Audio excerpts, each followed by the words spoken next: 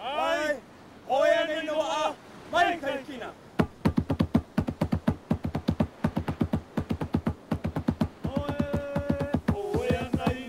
Night leans down on the Hawaiian Islands, and the people dance their history. Thousands of years of oral tradition are recorded in ancient chants, myths and legends, songs of heroines and gods. These are the rhythmic records of a people who for centuries had no written language.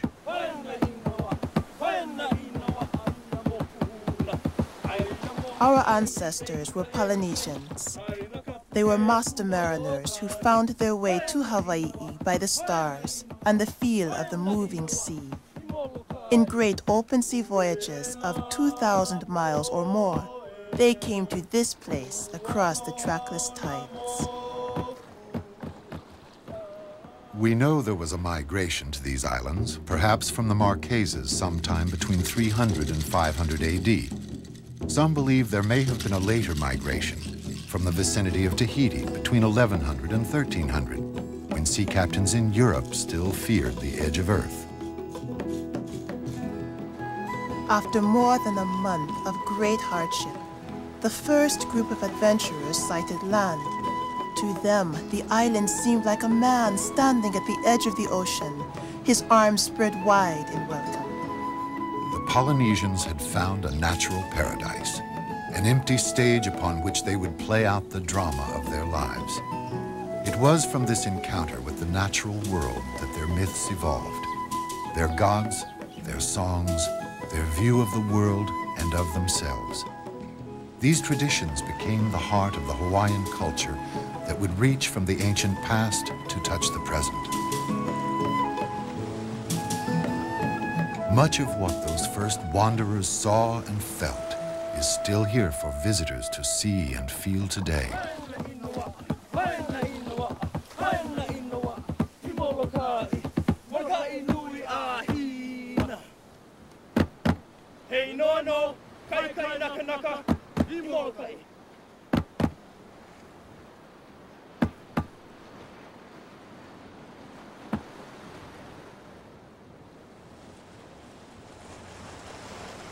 According to one legend, their first landfall was the Isle of Kauai.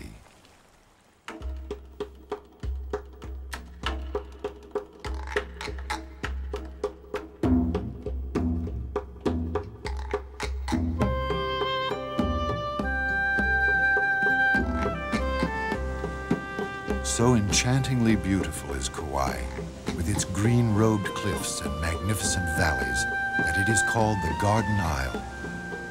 Washed by the tears of clouds, this may have been God's original idea of what a tropic isle should be.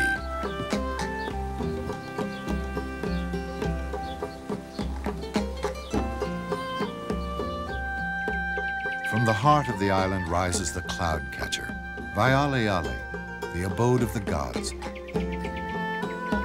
Nearly a mile high with an average annual rainfall of 460 inches, Waialeale is often the wettest spot on Earth, the birthplace of 1,000 streams.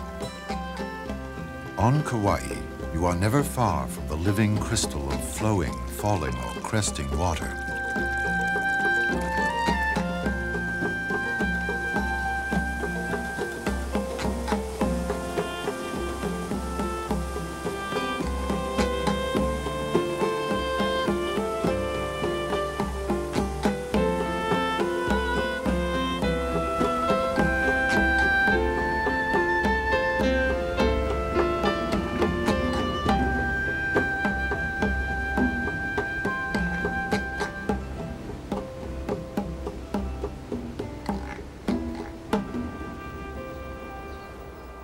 Below Waialeale is Waimea Canyon.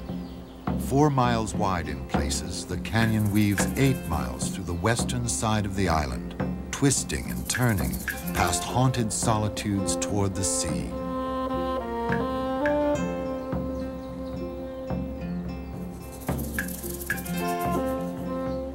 In the course of a day, the sun creates a moving tapestry of light and shadow upon the canyon walls.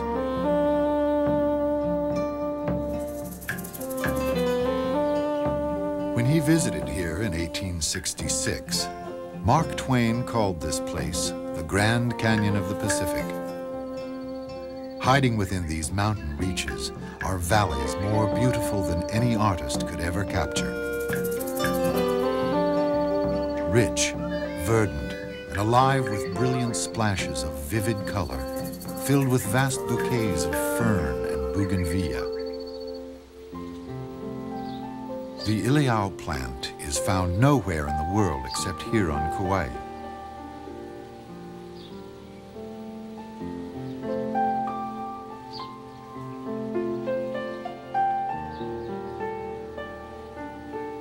Generally, the plant lives between 6 and 15 years, usually blooms only once, then dies.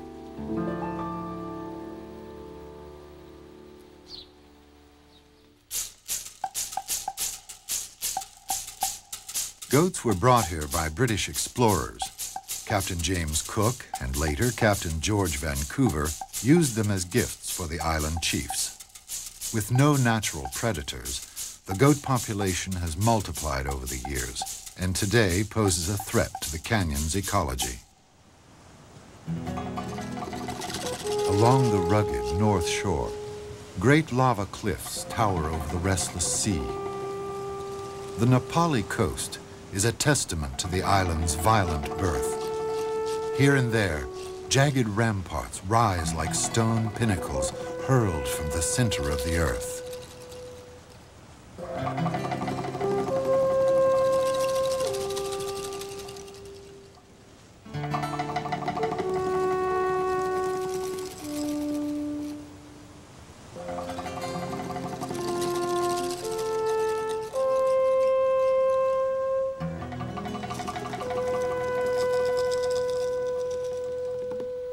On the high slopes above Nepali grows the Ohia lehua tree.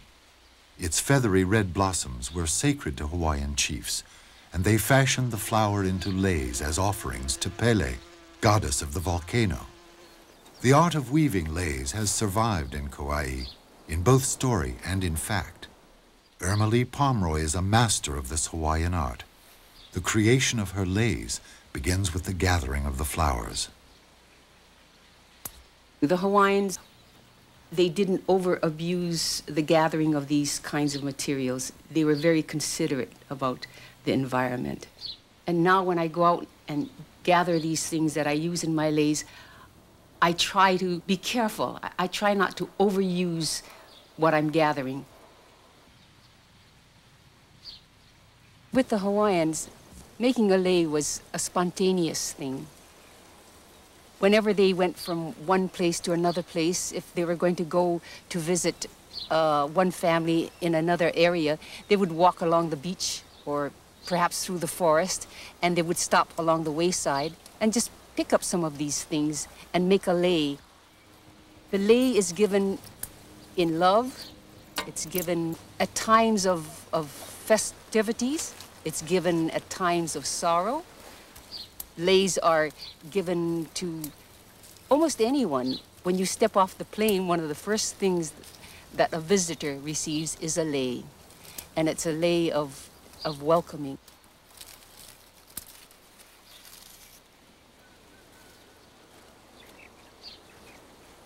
My favorite lei is the lei vili.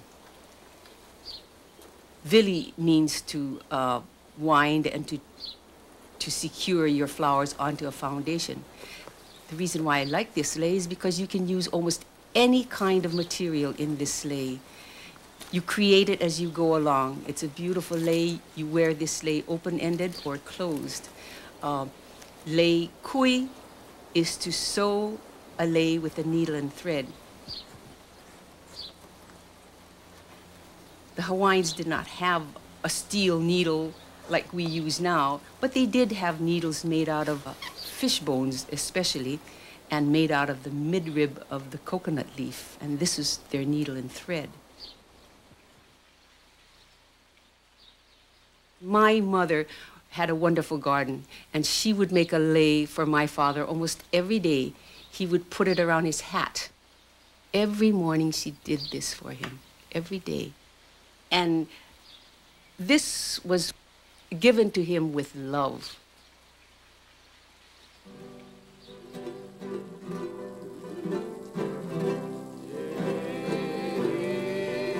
Love is often the reason people journey up the Wailua River on Kauai's eastern shore, for the river leads to a legendary place where lovers often go.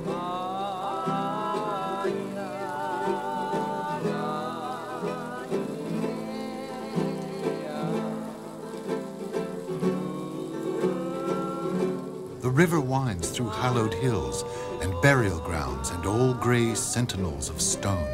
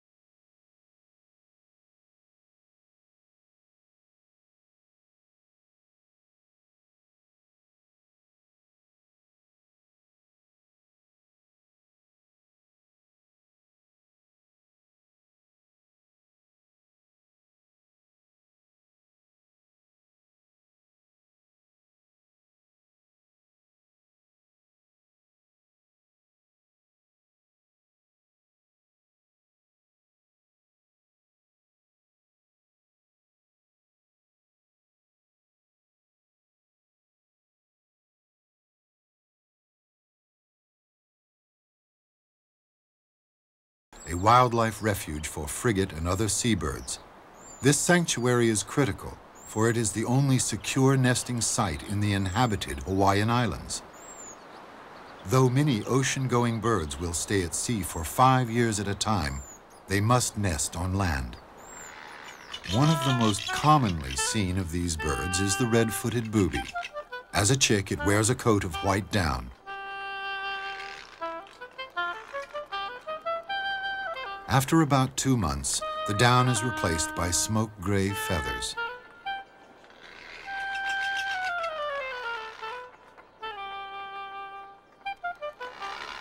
Within 3 years, the plumage again turns white, the color it will remain the rest of its life.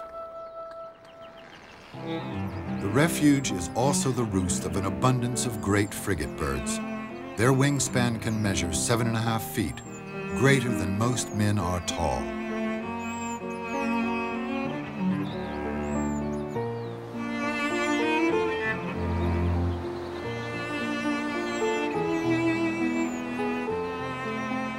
Frigate birds are also called men of war because they attack other seabirds and steal their food.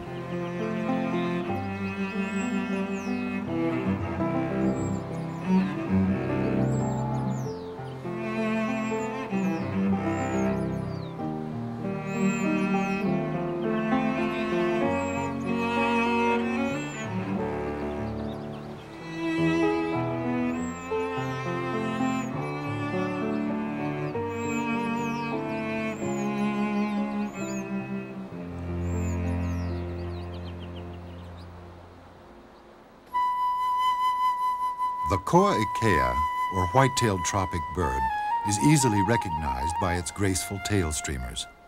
Its feathers were prized by ancient Hawaiians who attached them to the tops of long ceremonial poles.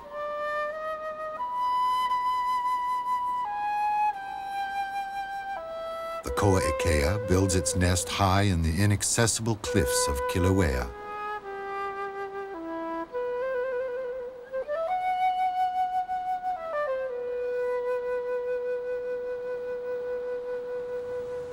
High upon Kilauea Point, above the cliffs where the tropic birds nest, is an old lighthouse. Built in 1913, its turning eye was the first beacon seen by mariners sailing east from Asia. It was also this light that many immigrants from the Orient saw when they came to work the sugarcane fields that lay green upon the hillsides and in the valleys of Kauai. For centuries, sugar grew wild in Hawaii. Then, about 1835, island entrepreneurs turned to agriculture. Sugar plantations were established. There was money to be made in cane, but the planters needed laborers to work the fields.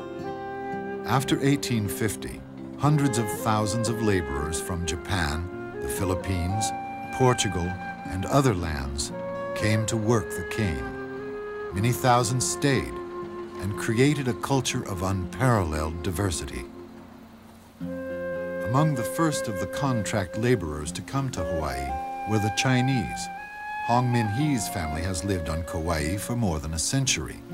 He started working in the cane fields as a young man and eventually became a supervisor for a sugar plantation. Most of the Chinese in Hawaii came from Canton, Guangdong province. My grandpa came from Chungsan district about 1875, and he went to Pipikio plantation. First the Chinese came in. The Chinese were entrepreneur type. They fulfilled their contract. They went out and seek for some kind of a business of their own. They want to be on their own, always trying to start some sort of business. Then the industry looked for other types of labor. They brought in some of the Portuguese and the Japanese, Filipinos, and Koreans. That's made Hawaii the melting pot.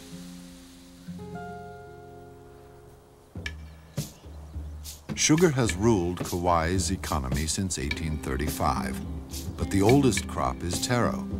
Most of Hawaii's taro is grown in the fertile valley of Honolulu, on Kauai's north shore.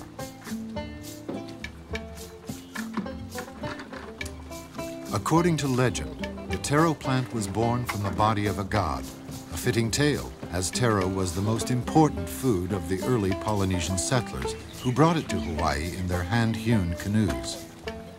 When cooked, pounded, and kneaded, the enlarged taro corm becomes poi, the Hawaiian staff of life. After the plant is harvested, the leafy stem is saved and replanted to grow the next crop. In this way, the plant is continually reborn.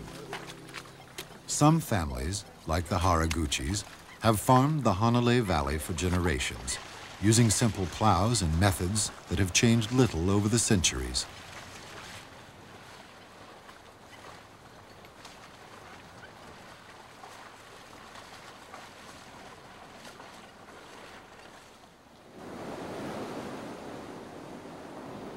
Farther along the coast are Kauai's fabled beaches.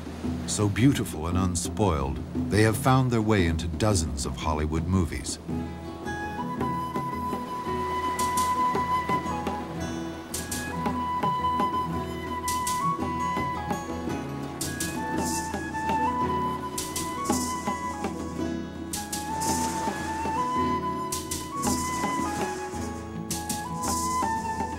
Farther still, sunset falls on Honolulu Bay, as it has since Kauai was formed.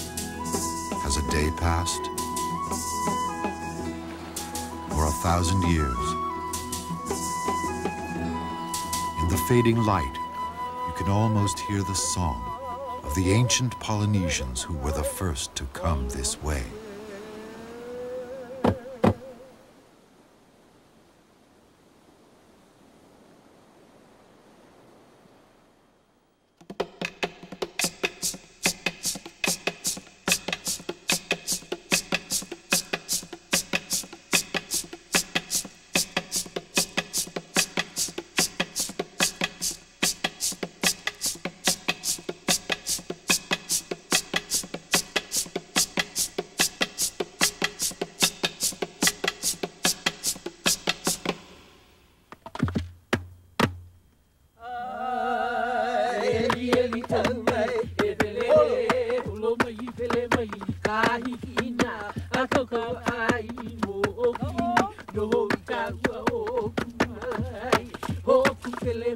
This dance tells the story of Pele, the goddess of fire, who once lived in another part of Polynesia.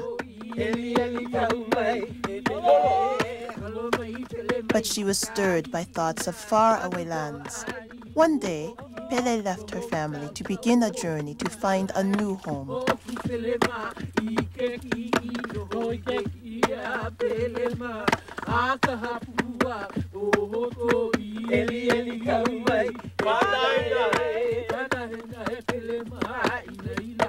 Searching far across the seas, she came to the island of Kauai.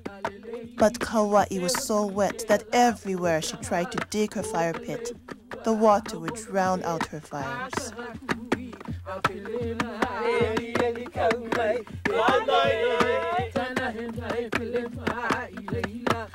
Pele continued on to the other islands, Oahu and Maui, Molokai and Lanai. But each time she would dig with her magic stick, the flames would be extinguished.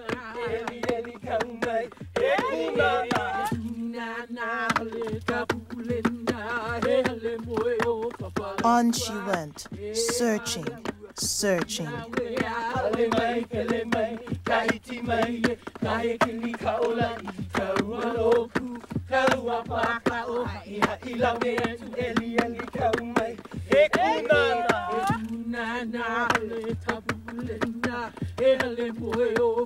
Then, one day, Pele's quest ended. Her journey was over.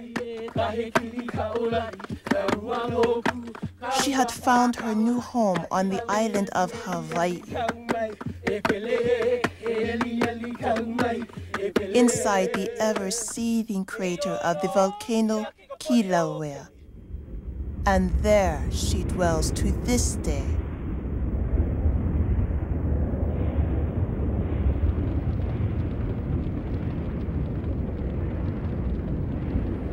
Hawaiian mythology abounds with legends about Pele's terrifying rages. When rebuffed or offended, she would hurl her fire and molten stone from her lair beneath the earth, and her enemies would be consumed. In this way, the islands were formed by the creative rage of Pele.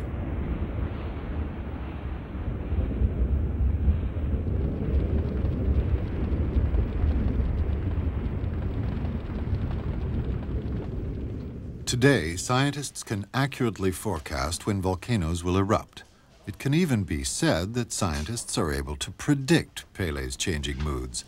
These predictions provide warnings that can save lives.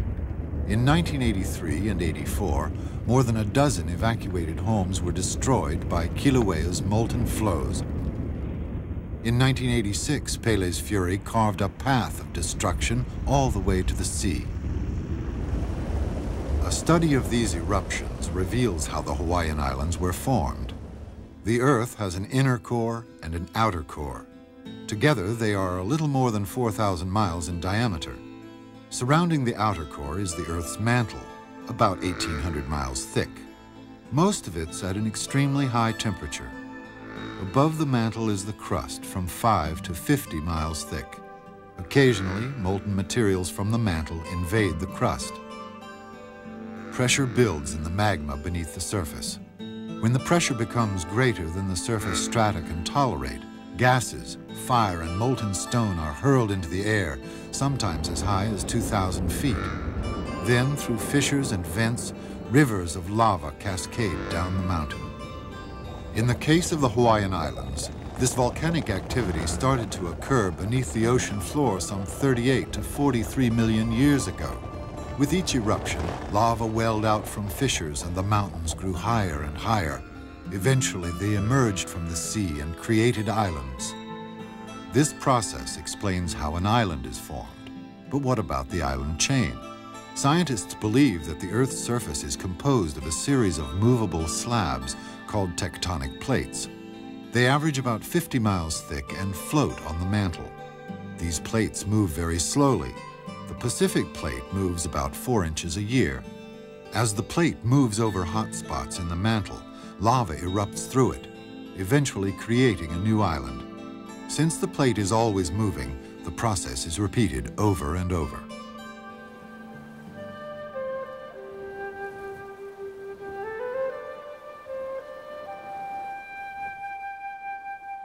Hawaii is the farthest east and the youngest of the Hawaiian Islands. It is still growing. Since 1983, Kilauea has been in nearly continuous eruption. And with each eruption, Hawaii grows slightly larger. In 1960, lava flowing from Kilauea extended Hawaii some 1,500 feet closer to California. Much of this expansion occurs when lava flows from land into the sea.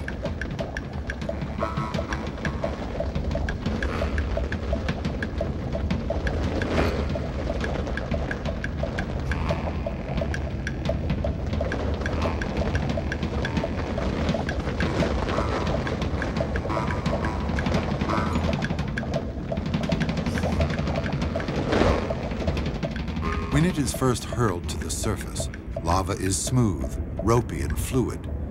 It is called pahoehoe and can cause massive destruction. As the lava moves farther from its source, it loses gases and heat. It often becomes jagged and rough. This form of lava is called a'a. After an eruption, all is desolation.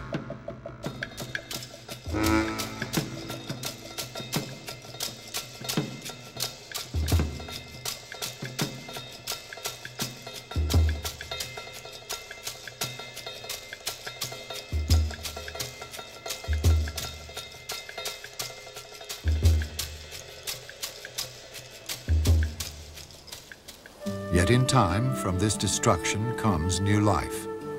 Because lava fields are rich in nutrients, as long as moisture is available, new life begins to grow as soon as the lava has cooled.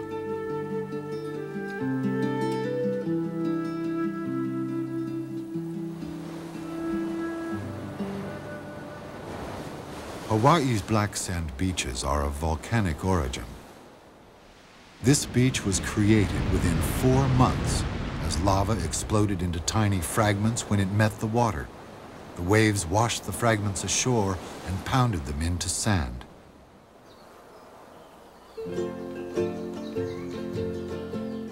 North of these ebony shores lies Hilo, the largest city on the Big Island, a cane-field town huddled around the crescent of Hilo Bay.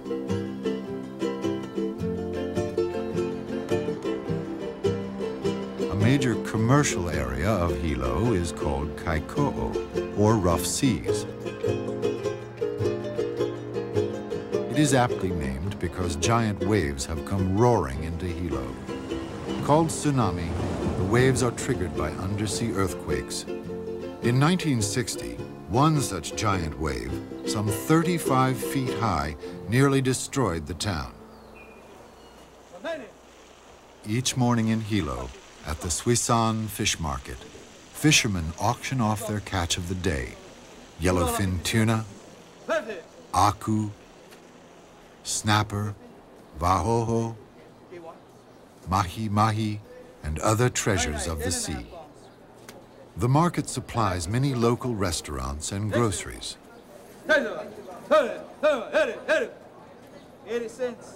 To the rhythmic chant of the auctioneer, some 6,000 pounds of fish are sold during the fishing season.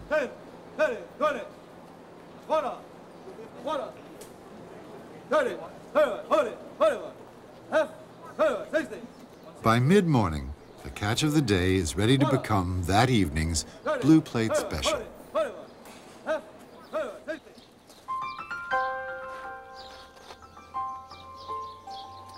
The moist tropical air around Hilo makes anthuriums and orchids flourish on flower farms. Each week, 1 million blossoms are shipped to the Orient and to the U.S. mainland. Anthuriums are the most popular of Hawaiian flowers because when cut, they can live as long as 3 weeks. The colors of the heart-shaped blossoms range from white to orange to deep red. Orchids grow in almost endless variety. Since these remarkable plants have the unusual ability to cross with other orchids of a completely different genera, there are some 25,000 species.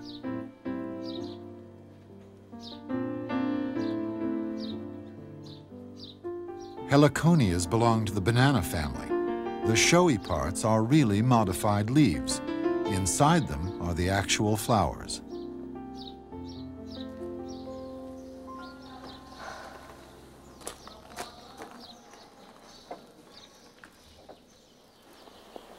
Sloping to the sea and the hills above Hilo are orchards of macadamia trees. The delicious nuts are an island specialty. The first macadamia trees were brought to the Big Island from Australia in 1881. The nuts, when covered with chocolate, make a candy of world renown.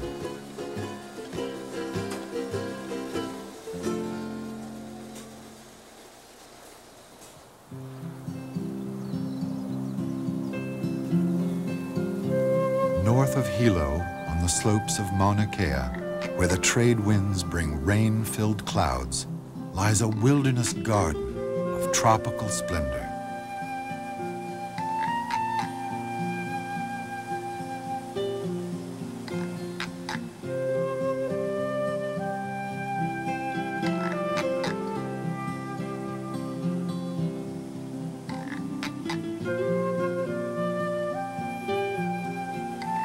Here, the tumbling waters of Akaka Falls plummet some 442 feet.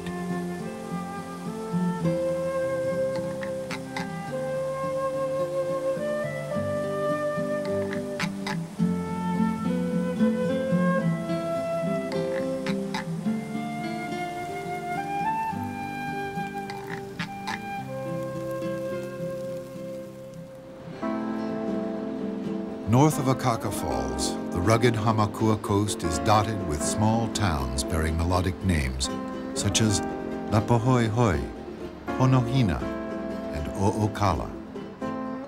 These communities offer a timeless tableau of rural life, people living much as their forebears did generations ago.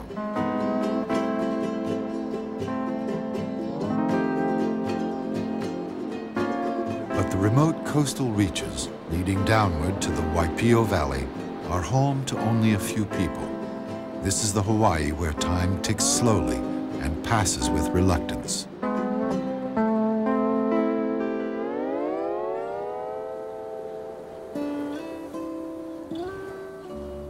On the northern base of Mauna Kea are scenes that seem stolen from Texas, Arizona, or from Wyoming.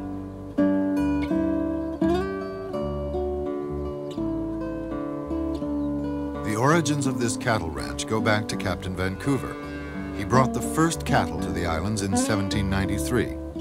Within 20 years, cattle roamed over northern Hawaii, threatening crops and lives. In 1815, John Parker, a New England seaman, was hired to round up the cattle. The reward for his efforts? 2 acres of land, the modest beginning of what is today the largest privately owned cattle ranch in America. 250,000 acres. Members of the Parker family have owned the ranch for 6 generations.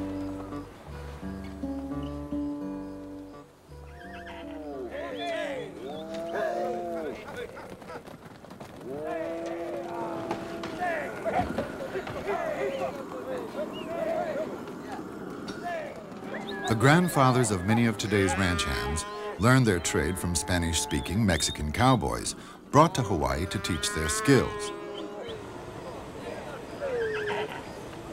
The Hawaiian cowboys nicknamed themselves Paniolos after the Españols. To this day, cowboys of the islands are called Paniolos.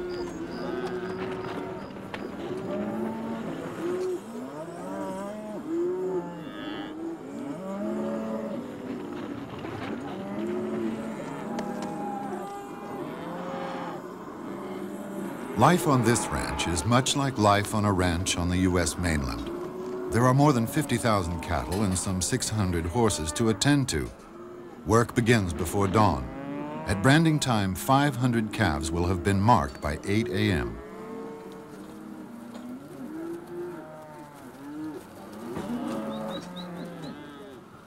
The Espanoles who taught the Hawaiians to rope and brand the wild cattle of the ranch are long gone, but they left something important. They left their guitars. As the Hawaiians adapted the instrument for their own music, they developed a system of tuning down or slackening the strings. One of the masters of slack key guitar is Raymond Kane.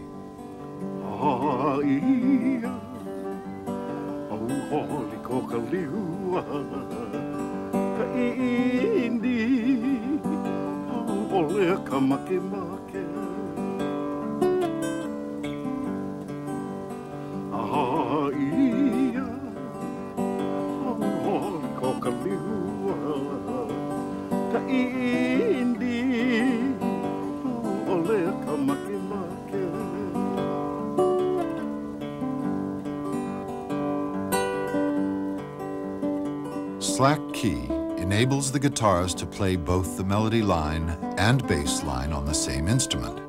It is very personal and distinctly Hawaiian, one of the best expressions of the aloha spirit.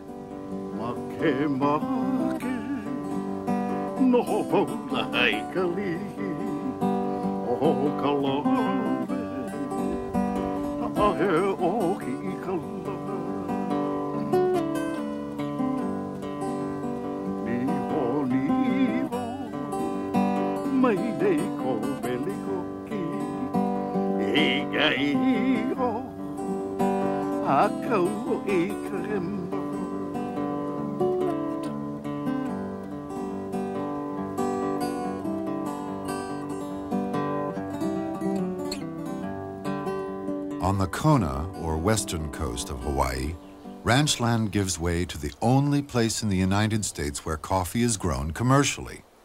The first seeds for coffee trees were brought to Kona by missionaries in 1828. Hawaii's soil and climate proved ideal, and coffee soon became an important commercial crop.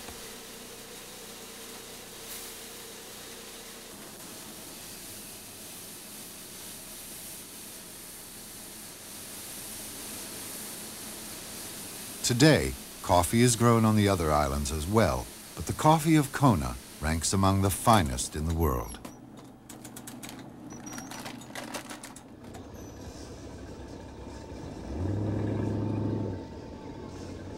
The port of Kailua is the starting point for some of the world's most exciting deep-sea fishing. The most sensational catch is the Pacific blue marlin. It can weigh in at well over half a ton. It was on the nearby beach at Kealakekua Bay that Captain Cook, the most famous explorer of his time, landed in 1779 on a return voyage to Hawaii. The Englishman had discovered the isles the year before, naming them the Sandwich Islands in honor of the Earl of Sandwich. These specks of land in the vast Pacific would be among the last significant discoveries by Western explorers. During the return visit, Captain Cook and a local chief had a tragic disagreement over a missing longboat. A skirmish ensued, and a number of Hawaiians and English sailors were killed. Among the dead was Captain Cook, the man who had opened the Hawaiian Islands to European settlement.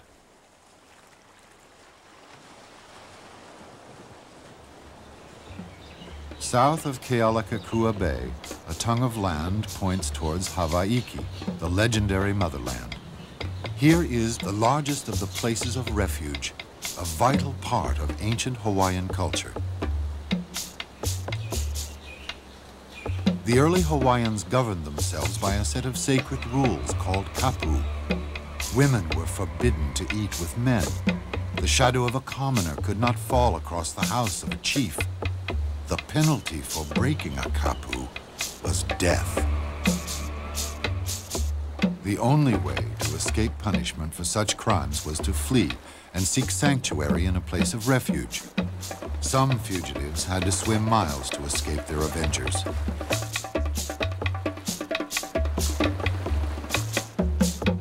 When the fugitives were inside the gates, the kahuna, or ruling priests, would would absolve them of their crimes.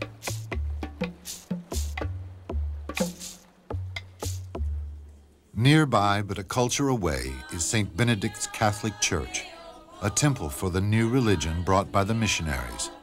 Built by a Belgian priest in the late 19th century, the church continues its ministry here today. The first missionaries to Hawaii arrived on the Kona coast in 1820. They had traveled thousands of miles by sea from Boston to convert the Hawaiians to their Protestant beliefs. The missionaries brought a new religion and way of life often alien to the islanders. Lacking a common language with their hosts, the missionaries often painted images of the new faith on church walls. You said to your apostles, I give you peace, my peace I always leave you.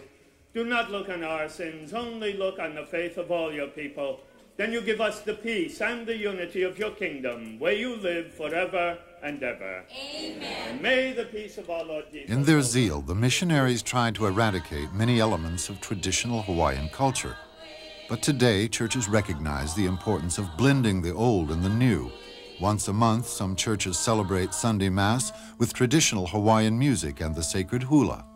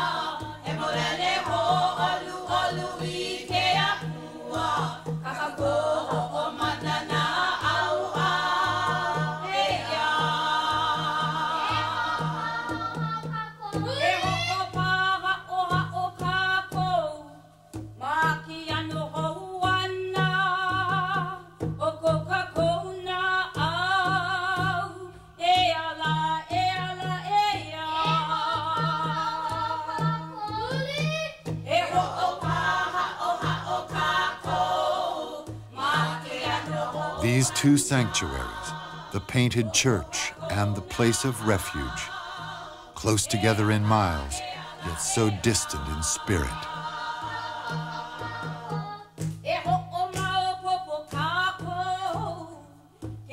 Here is the blending of cultures that has shaped these islands.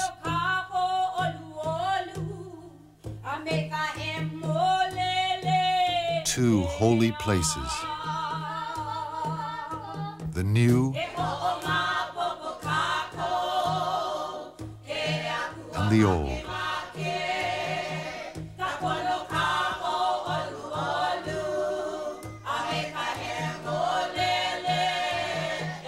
The West and the East. From the first Polynesian navigator to the most recent sunset.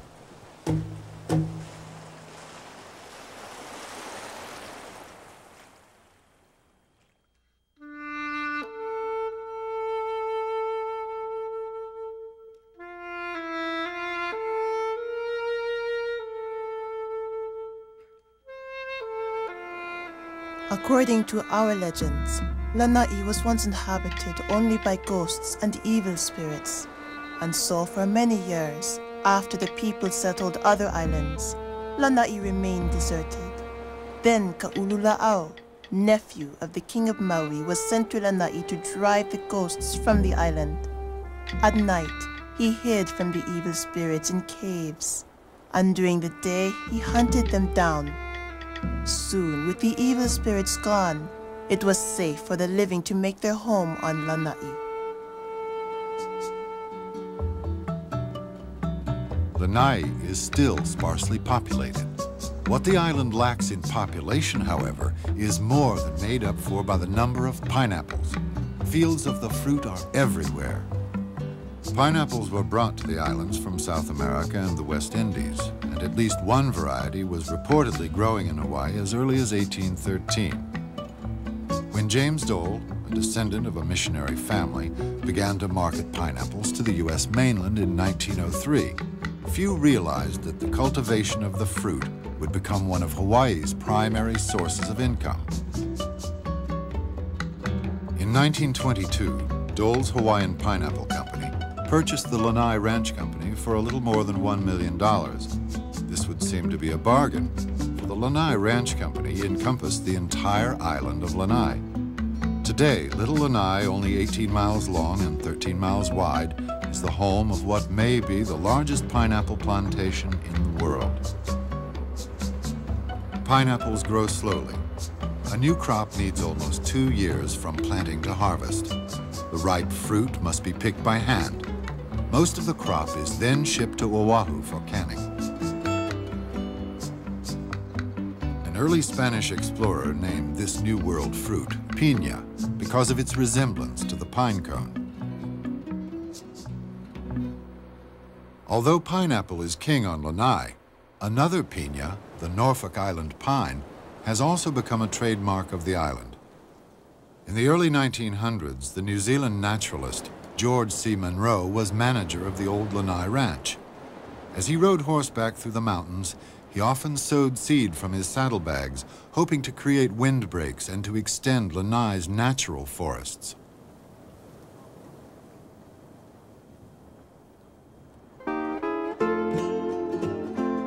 On the eastern shore of Lanai lie Hulopoe Beach and Manalei Bay. The quiet waters of Manalei Bay provide a calm anchorage for pleasure craft.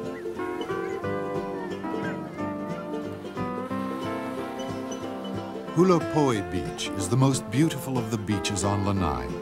Since few tourists visit Lanai, it remains a favorite recreation spot for the local people.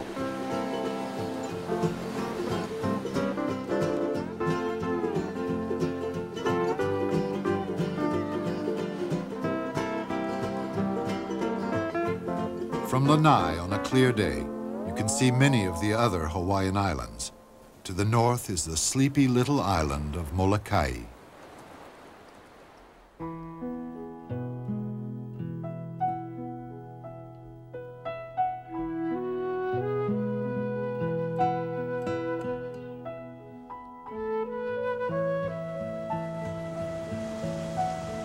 Molokai remains one of the least spoiled of the islands. Through the centuries, the island has always been a sanctuary, a haven for the training of Hawaiian kahuna, or wise ones.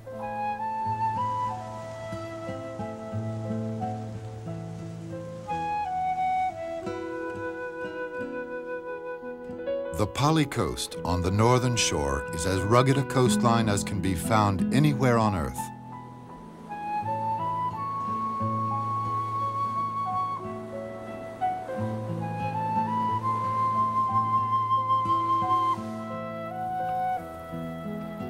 The misty Halava Valley on the eastern tip of Molokai is thought to have been the site of one of Hawaii's earliest settlements, about 650 AD. The fertile valley once supported a thriving community of taro farmers, but in 1946, a 31-foot tidal wave swept into the mouth of the valley, leaving a salty residue that put an end to agriculture.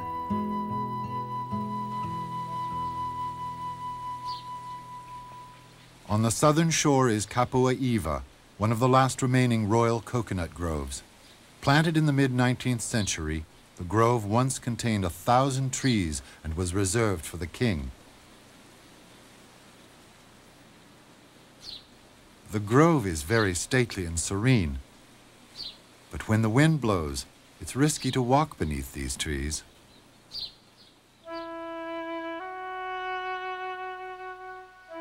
Nearby, tiny St. Joseph's Church was built by the Belgian priest who became a living legend in Hawaii, Father Damien.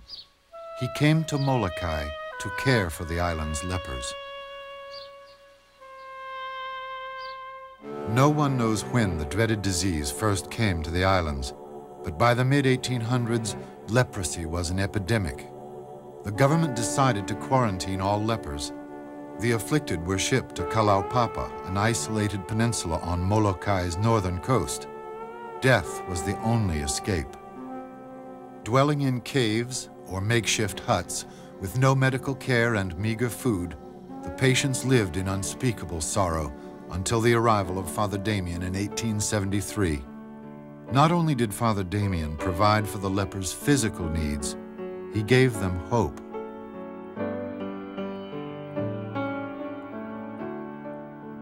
Today, visitors are permitted at Kalaupapa.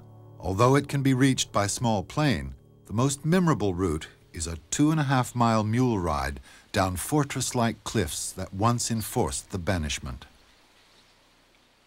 Okay, good morning, folks. I want to welcome you to the island of Molokai and to the Molokai Mule Ride. My name is Iupo. I'll be one of the mule skinners going down with you today. I'm going to tell you a little something about the trail and about the company and what to expect down in the settlement. Kalaupapa is about 2.5 miles wide and about 2.25 miles long. The population down there is about 130 people. Out of that 130, there's 93 patients left in the settlement. The rest are state and federal workers and the hospital staff. That's the only people allowed to live in the settlement, no one else. The most visited site at Kalaupapa is St. Philomena's Church, built by Father Damien. It has become a lasting monument to his life, his work, and his sacrifice. For in 1889, Father Damien died of the disease that had brought him to Kalaupapa, and he was buried beside the church. Richard Marks is Kalaupapa's honorary sheriff and tour guide.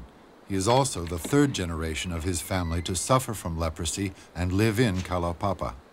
Father Damien came here after he found out about the leprosy problem in Hawaii, because he had a big parish on the Big Island of Hawaii.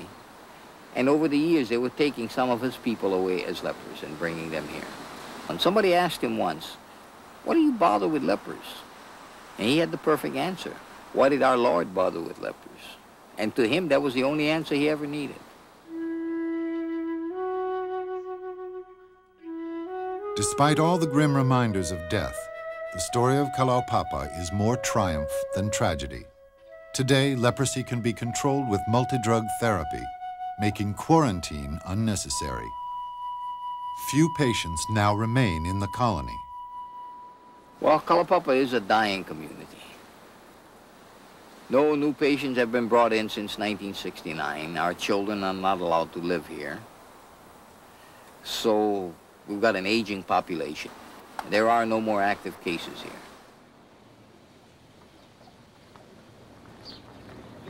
The visitors program has increased public awareness of leprosy, now called Hansen's disease, but Richard Marks would rather change attitudes than names. And I don't mind being called a leper, but a lot of our people get very angry when you use the word leper. And they don't like the idea of leprosy. They come with the deal of a Hansen's disease. I, for one, don't think you change anything by changing the name. And so I'm a holdout for the word leprosy. Residents of the colony can remain until the end of their lives. Eventually, the peninsula will become a national park, a poignant tribute to Father Damien and to the patients.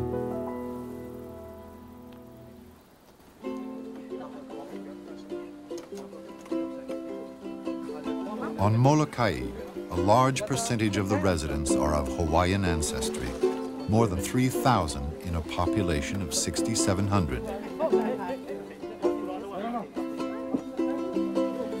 Today in East Molokai, there's a wedding and preparations are underway for a luau.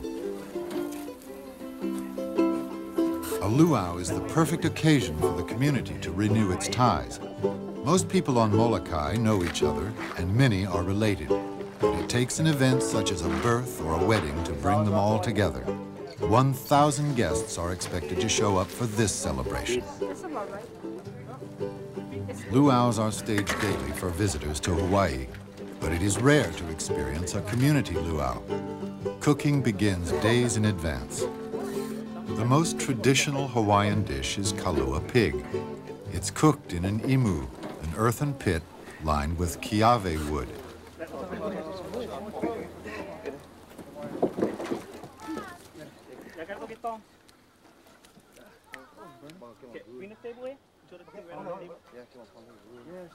Heated lava rocks are placed in the pit along with a whole pig.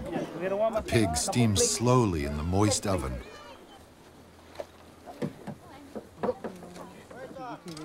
When it is dug up several hours later, it is a succulent delicacy.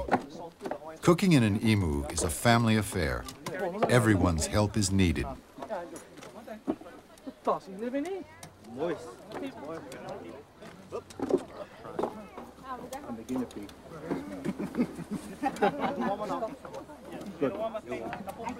No luau is complete without poi, Hawaii's fluid bread. Traditionally, it is made by pounding cooked taro root, but modern know-how has given Hawaii instant poi, just mixed with water. The eating of poi is a kind of folk ballet, accompanied by strict etiquette. Dip the fingers to the first joint. Never pull the hand roughly through poi. Rotate the fingers and wave gracefully to keep the poi from falling off. And remember to smack the lips gently.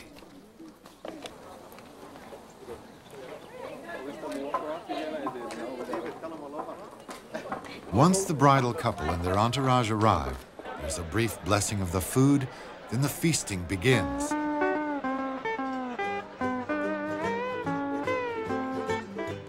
Like weddings everywhere, sharing food with family and friends is an important tradition, a way of sharing the promise of a new life and of new beginnings.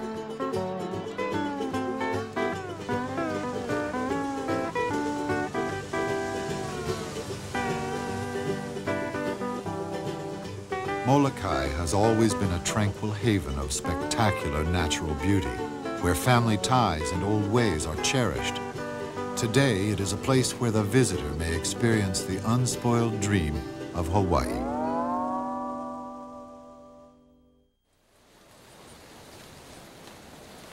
Nine miles southeast of Molokai is Maui. The second largest of the Hawaiian Islands, Maui encompasses more than 728 square miles. Dominating the island is the now dormant volcano Haleakala, meaning the house of the sun. The Hawaiians believe that the Polynesian god Maui dwelled here.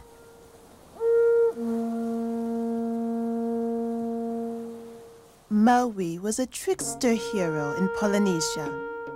When he came to these seas, he accomplished 3 remarkable feats. His first was to fish up the islands from the ocean floor. On another occasion, Maui was thirsty.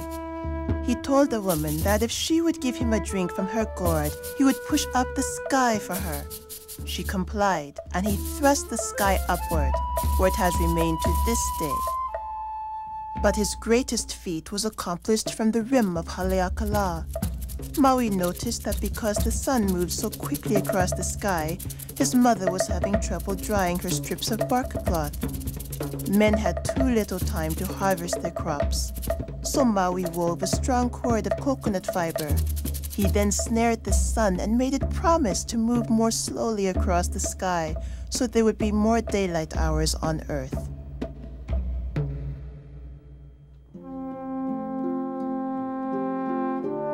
At sunrise, as you stand on the rim of Haleakala crater, staring down into its dark abyss, it is not difficult to understand why the ancients believed that the gods dwelled here. Each morning, when the 7.5-mile-long crater fills with clouds, you feel you are experiencing the dawn of creation.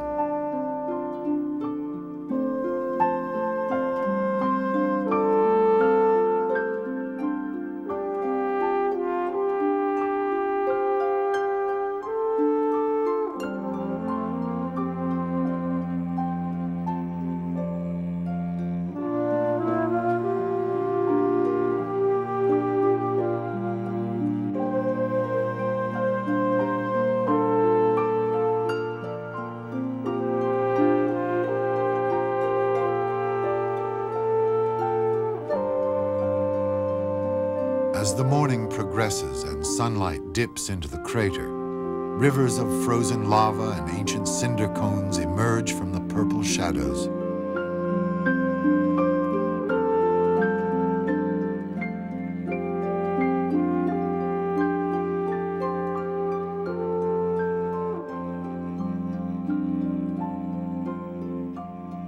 After a visit to Haleakala, Mark Twain wrote that he felt like the last man, neglected of the judgment, left pinnacled in mid-heaven, a forgotten relic of a vanished world.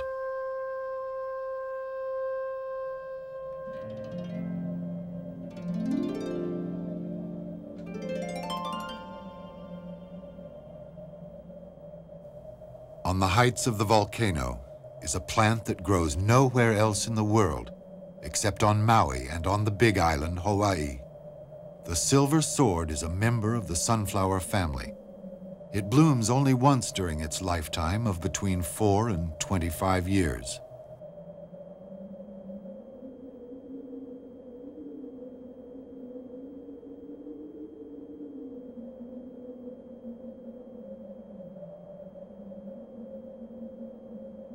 Then, having produced the seeds of a new generation, the silver sword dies. Haleakala is also the home of the nene, the Hawaiian state bird. Because it lived for centuries without natural predators, it is fearless. Its daring attitude led the birds to the brink of extinction. But through conservation efforts, there are now more than 150 nene living on the volcano. Along the eastern skirts of Haleakala, a narrow road winds through green-cloaked cliffs and groves of tropical trees.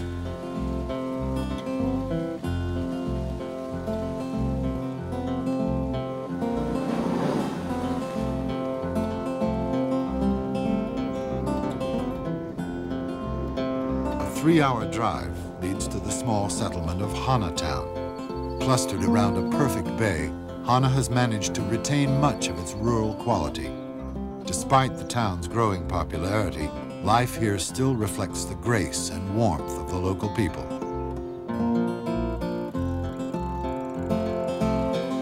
A short distance south of Hana lies one of the most beautiful spots on Maui, the pools of Oheo. Those who explore this natural garden, sometimes referred to as the 7 pools, discover there are actually more than 30 pristine pools that cascade to the sea.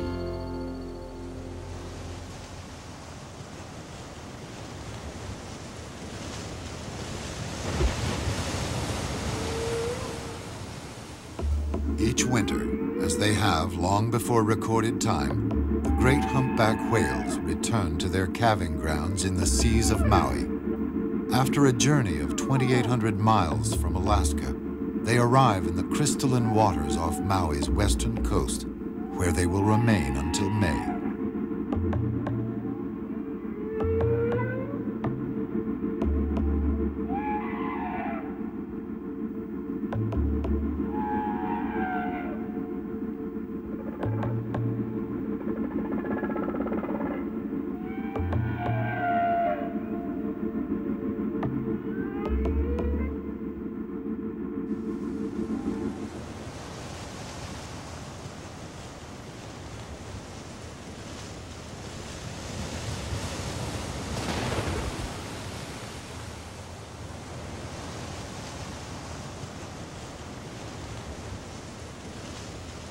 The 40-ton Leviathans were once masters of the sea, but in time they would meet their match.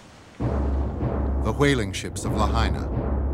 In the early to mid-19th century, this former capital of the Hawaiian Islands became an important anchorage for the Pacific whaling fleet.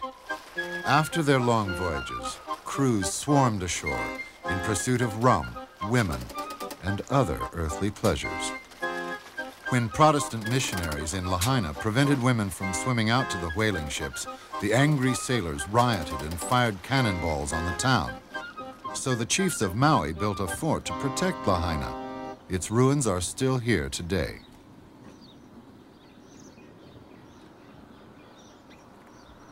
Built at the turn of the century, the Pioneer Inn is a Lahaina landmark.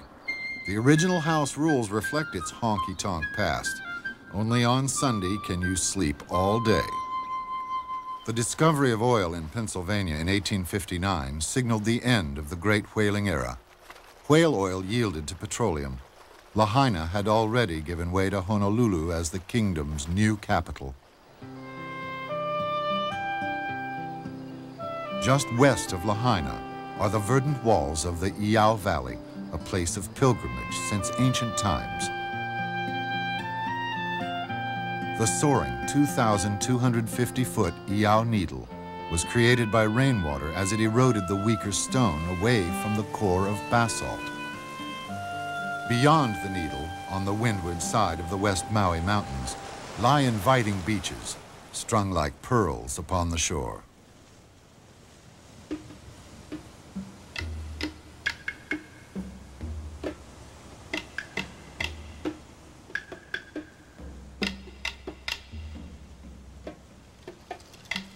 Ho'okipa Beach is a haven for surfing. Nobody knows for sure when the Polynesians first rode the seas on their wave-sliding boards, but it's an ancient sport, and Hawaiian chants suggest that it was practiced as early as the 15th century. The first surfboards, crafted from koa wood, weighed as much as 150 pounds, a formidable burden by today's standards, but not for the 300-pound surfing champions of ancient Hawaii.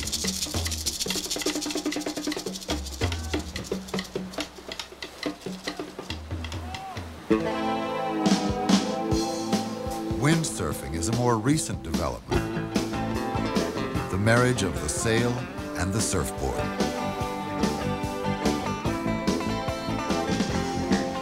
As fine as the surf is on Maui, it is unsurpassed on the island of Oahu. Places such as Banzai Pipeline and Waimea Bay live on in surfing legend.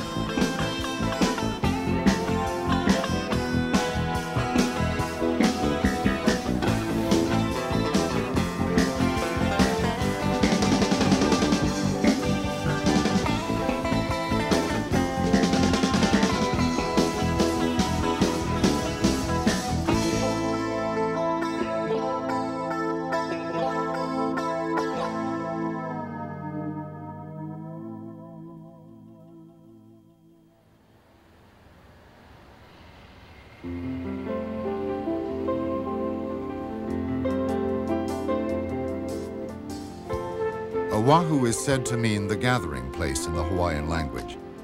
Although this translation is sometimes challenged, no more appropriate name could exist, especially for Hawaii's grandest city, Honolulu.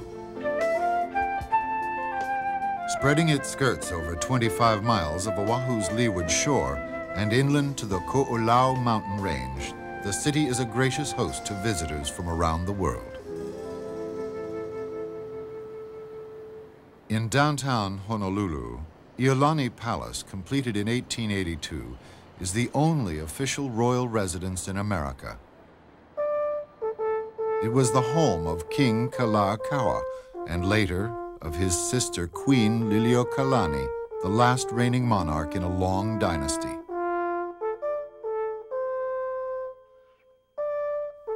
In 1893, a group of American and European businessmen, backed by American Marines, abolished the monarchy. Most of the palace furniture was sold at auction, and the building fell into disrepair for nearly a century.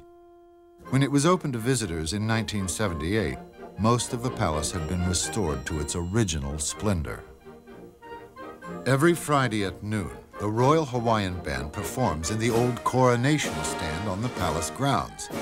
The band was organized in 1836 and has performed regularly ever since. Monarchies may fade away, but the band plays on.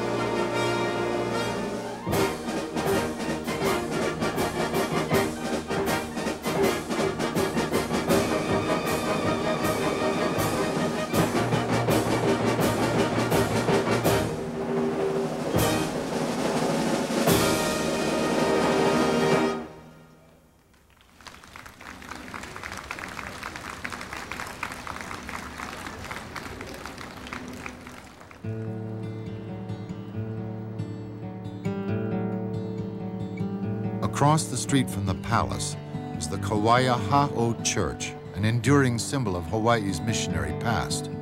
Mali'i Kalama, a lay minister of the church, is also an accomplished quilt maker. Quilting is a legacy left by the missionaries. With scraps of fabric, they taught Hawaiian women how to stitch quilts. The sewing sessions became social occasions.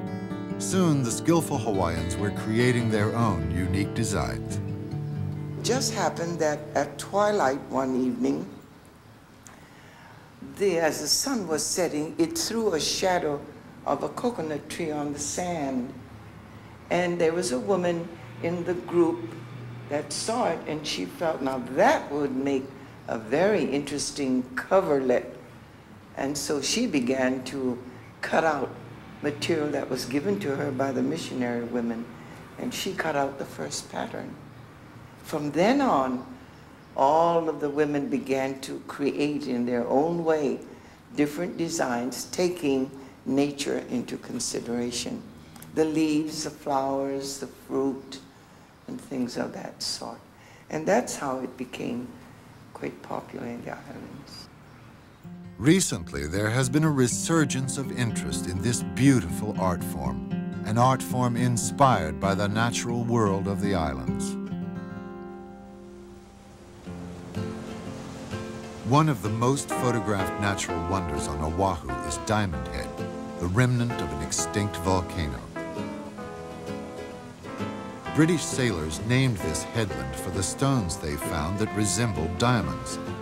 Though the diamonds proved to be only calcite crystals, the name Diamond Head lives on today. At Waikiki, nature has conspired to create the playground of the Pacific. At the foot of Diamond Head lies a golden crescent of beach that was once a retreat for Hawaii's kings. But Waikiki is more than one of the world's most famous beaches. At night, Waikiki is an exuberant world of shops and galleries, neon and gardens and bistros, a sophisticated carousel of pleasures, alive with music and people from all corners of the globe.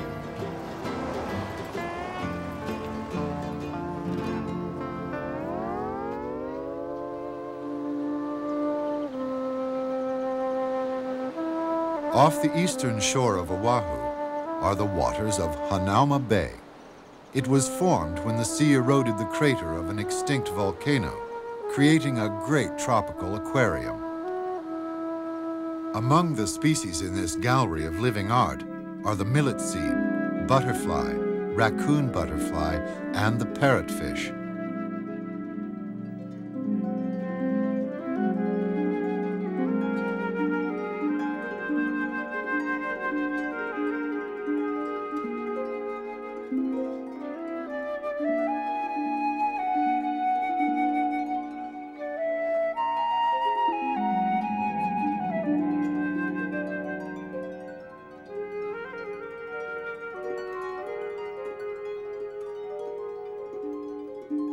Most of the fish seem unafraid, even curious as they approach these blue-clad visitors.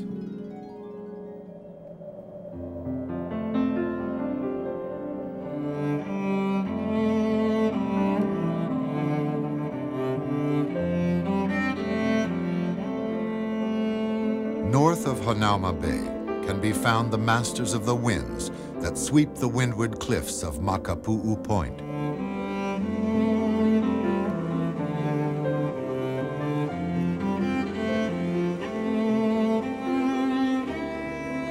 There are trade winds in Hawaii so powerful and consistent that flights of more than 25 miles have been recorded.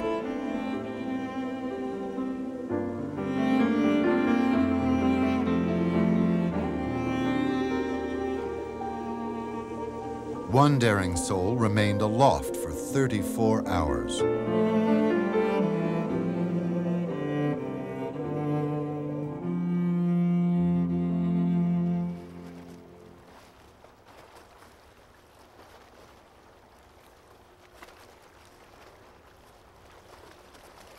Honolulu is a city of many moods.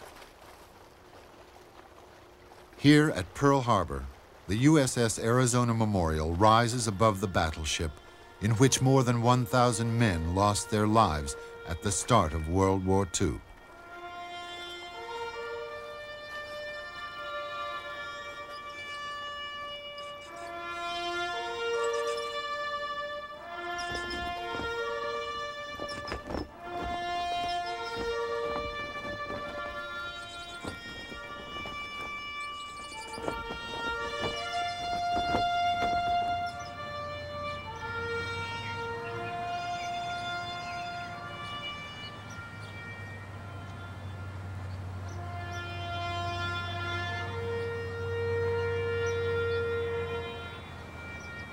Above Honolulu, in a former volcanic crater, is the National Memorial Cemetery of the Pacific.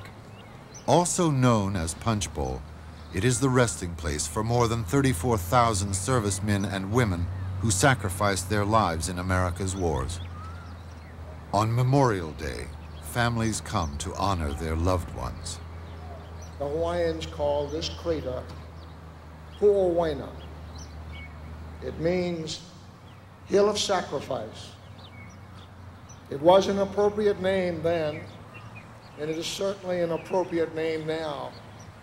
For this Hill of Sacrifice has become an altar where we may forever keep alive the deepest and most sacred hopes of mankind. It is a place where we come to renew our commitment to a just and good environment for all of mankind. Grave markers here in Pu'owaina. The names etched in the marble walls all give testimony to the precious price that has been paid by Americans for more than 200 years to secure the blessings we enjoy today in a land of freedom, a land of liberty, a land of equality.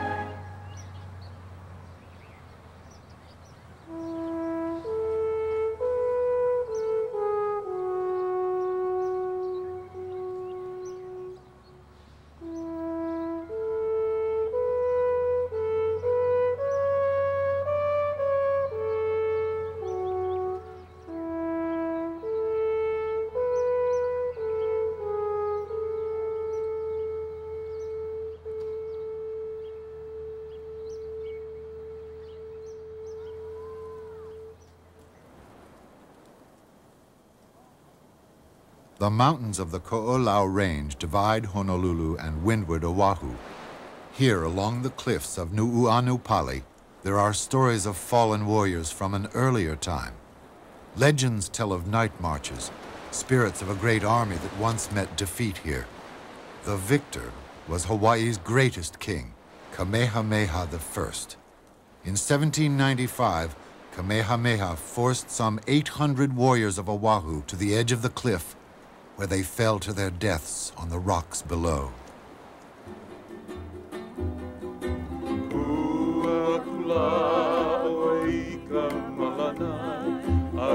The memory of Kamehameha is still revered by the people of Hawaii nearly 200 years later.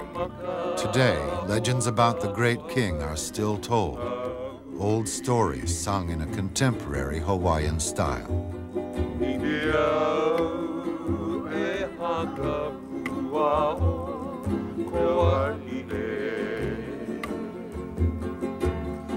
Kamehameha was born in a small village on the big island of Hawaii. It was a stormy night, and there was a strange white star with a tail of white fire in the heavens to the west.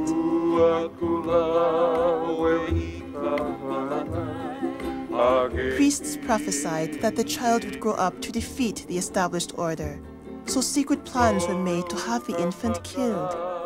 But like Moses, Kamehameha was hidden in a basket, covered with bark cloth, and his life was spared.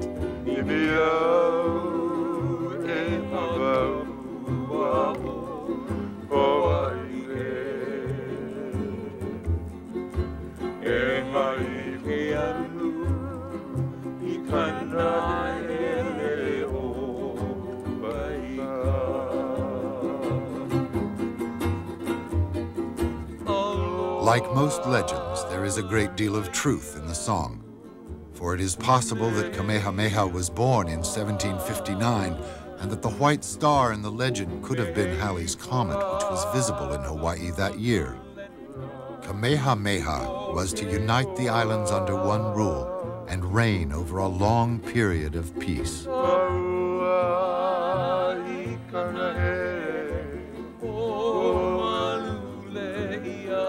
Each year in June, Honolulu holds a festival to honor the great warrior king who brought unity and peace to the islands. Huge garlands of tea leaves, plumeria, orchids, and other flowers from all of the islands are draped over the king's statue. More than 20,000 flowers are woven into these memorial leis.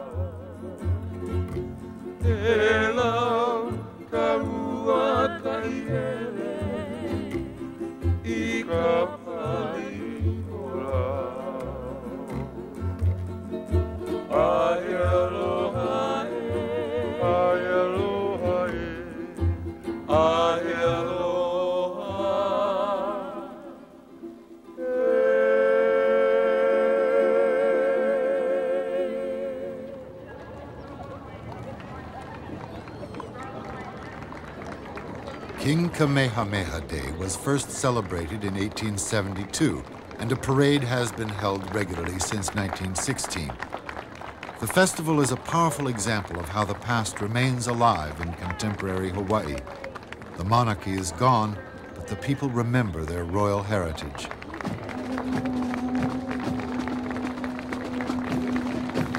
Kamehameha Day is more than a parade. It is the story of a remarkable people who dwell at the center of the sea. A celebration of their art and song, legend and music. Here are the Hawaiians themselves in their marvelous diversity. The heroes who have lived the legends of these islands and the young who will live their future. Each of these islands is a separate stone in a beautiful mosaic. Together they form something larger and finer still. Hawaii, the realm of Pele.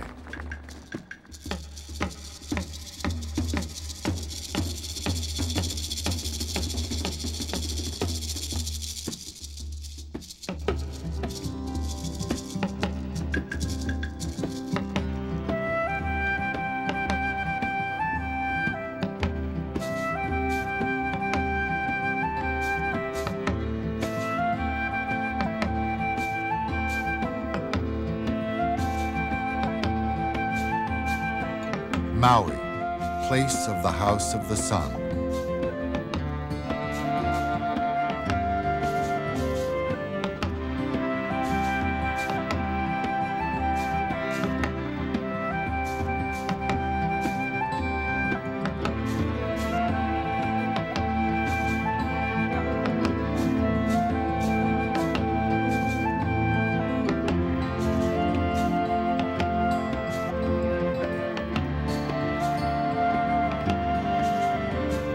Oahu, the gathering place.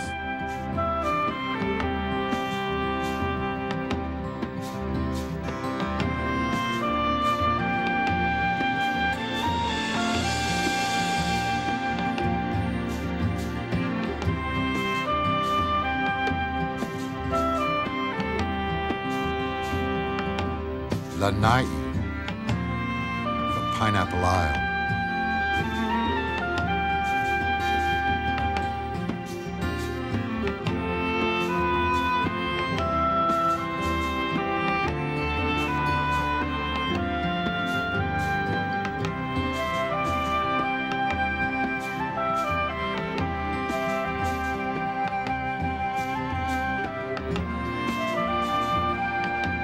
Molokai, the Friendly Isle.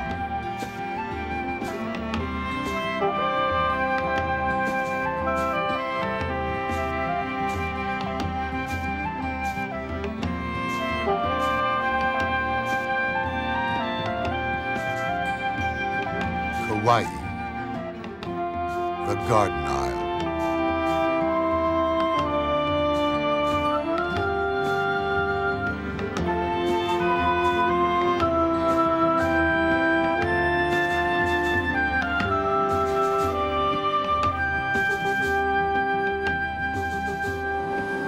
When the first navigators left their homes in Polynesia, could they have imagined where their voyage would lead? That the stars they followed across the trackless tides would take them to Hawaii, to America's state of paradise.